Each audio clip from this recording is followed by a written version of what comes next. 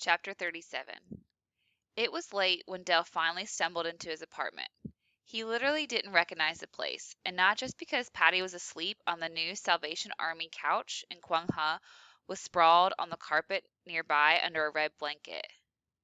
Dell shut the door and moved into the hallway.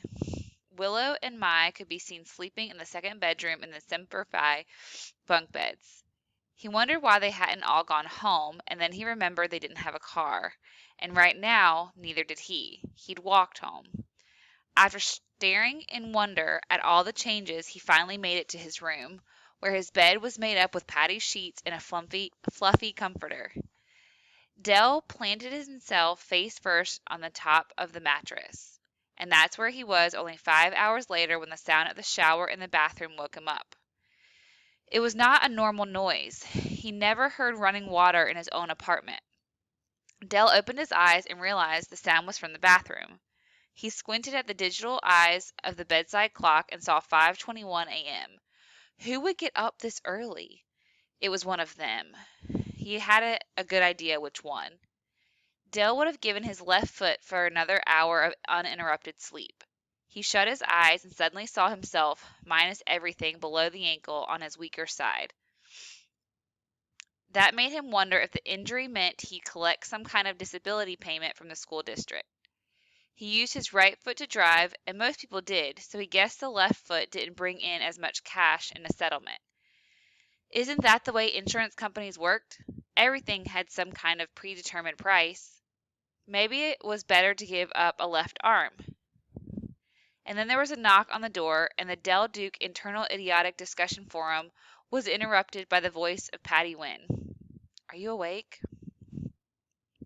He wanted to say that he was now. Instead, he answered, "Been up for hours."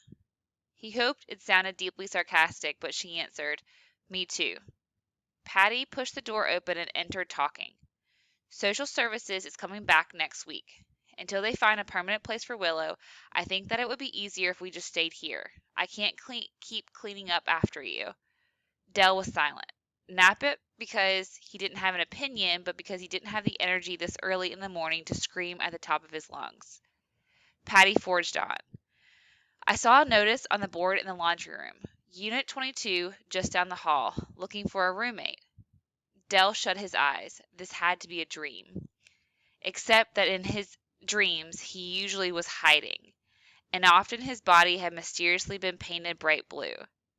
Dell opened his eyes. Patty was already heading to the door. "I'm going to get the email address. It's not too early for you to send a message saying you're interested. It's temporary, just until we get this all straightened out." Dell had seen Sadhu in the parking garage, but there had never been so much as said a hello. Now, at an insane hour of the morning, he was sitting across from the man. The crazy Wynne woman had insisted that he send an email right away, and then to his horror his laptop showed an immediate reply. The guy who was just down the hall wanted him to come over right away and meet. Shouldn't the man be asleep? What was wrong with all these people? Sadhu cleared his throat and said, "I'm a vegetarian." Dell nodded. Sadhu suddenly looked hopeful. "You're a vegetarian too?" Dell shook his head. He wasn't going to lie, but he wasn't going to go into detail about his meatloaf obsession. Because Dell was so tired, he looked appealingly like someone who had been to mime school, or at the very least believed strongly in the power of nonverbal communication.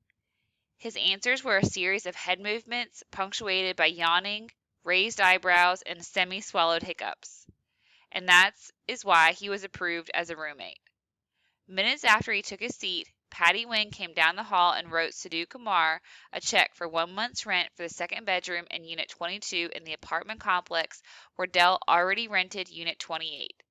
She would cover his expenses living with Sadhu, and Dell would continue to make the payment on his own place. As he shook hands on the deal, Dell found enough of a voice to make a statement. He said, "Spicy food gives me indigestion." Sadhu nodded his head as if he understood, but Dell felt certain the guy was pickling peppers on his stovetop.